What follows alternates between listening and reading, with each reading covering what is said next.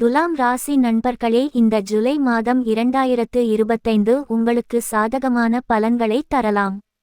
இந்த மாதம் சூரியனின் பெயர்ச்சி மாதத்தின் முதல் பாதியில் உங்கள் அதிர்ஷ்ட வீட்டில் இருக்கும். இதனால் அரசு உதவியுடன் நன்மைகளும் உண்டாகும். மாதத்தின் இரண்டாம் பாதியில் அது உங்கள் கர்ம வீட்டில் இருக்கும். பெரியவர்களுக்கு மருத்துவ செலவுகள் ஏற்படும். மாதத்தின் முதல் பாதியில் சூரியனின் பெயர்ச்சி சராசரியாக இருக்கும். அதே சமயம் மாதத்தின் பிற்பாதியில் சூரியனின் பெயர்ச்சி மிகவும் நல்ல பலனை தரும். செவ்வாய் கிரகத்தின் பெயர்ச்சி ஜூலை 28 வரை உங்கள் லாபகரமான வீட்டில் இருக்கும். ஜூலை 28க்கு பிறகுதான் செவ்வாய் சில பலவீனமான பலன்களை தரக்கூடும். புதன் உங்கள் கர்ம வீட்டில் மாதம் முழுவதும் இருப்பார்.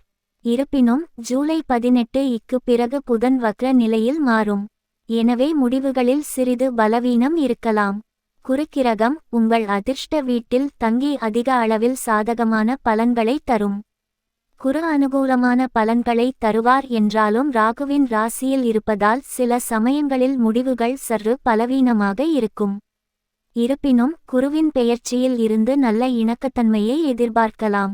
ஜூலை 26 வரை சுக்கிரனின் பெயர்ச்சி உங்கள் 8வது வீட்டில் இருக்கும். அதன் பிறகு அது உங்கள் அதிர்ஷ்ட வீட்டில் இருக்கும். இந்த இரண்டு நிலைகளும் நல்ல பலனை தரும்.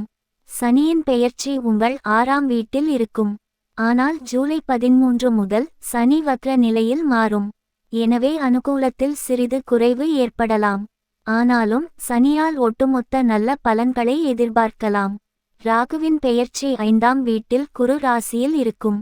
5ஆம் வீட்டில் ராகு பெயர்ச்சி சாதகமாக இல்லாவிட்டாலும் குரு ராசியில் இருப்பதால் சில சமயங்களில் அனுகூலமான பலன்களையும் தரலாம். லாப வீட்டில் கேதுவின் பெயர்ச்சி உங்களுக்கு நன்மைகளை தரும். உங்கள் மூத்த சக ஊழியர்கள் அல்லது முதலாளி உங்களை பாராட்டுவதை காணலாம். இந்த மாதம் நீங்கள் கல்வியில் சிறந்த முடிவுகளை அடைய முடியும். குடும்ப வாழ்க்கைக்கு இந்த மாதம் கலவையான பலன்களை தரக்கூடும். காதல் மற்றும் திருமண வாழ்க்கையை மாதத்தின் பெரும்பகுதிக்கு நீங்கள் அனுபவிக்க முடியும். அதே சமயம் நிதி வாழ்க்கையிலும் உங்களுக்கு சாதகமான முடிவுகளை தருவதாக தெரிகிறது. உங்கள் ஆரோக்கியத்திற்கு பொதுவாக சாதகமாக இருக்கும். சில சமயங்களில் சிறு சிறு உடல்நல பிரச்சனைகள் தோன்றினாலும் விரைவில் அவற்றிலிருந்து விடுபட்டு விரைவில் குணமடைவீர்கள். வெள்ளிக்கிழமை தோறும் அருகில் உள்ள மாரியம்மன் கோயிலுக்குச் சென்று தரிசிக்கவும் நல்லதே நடக்கும்.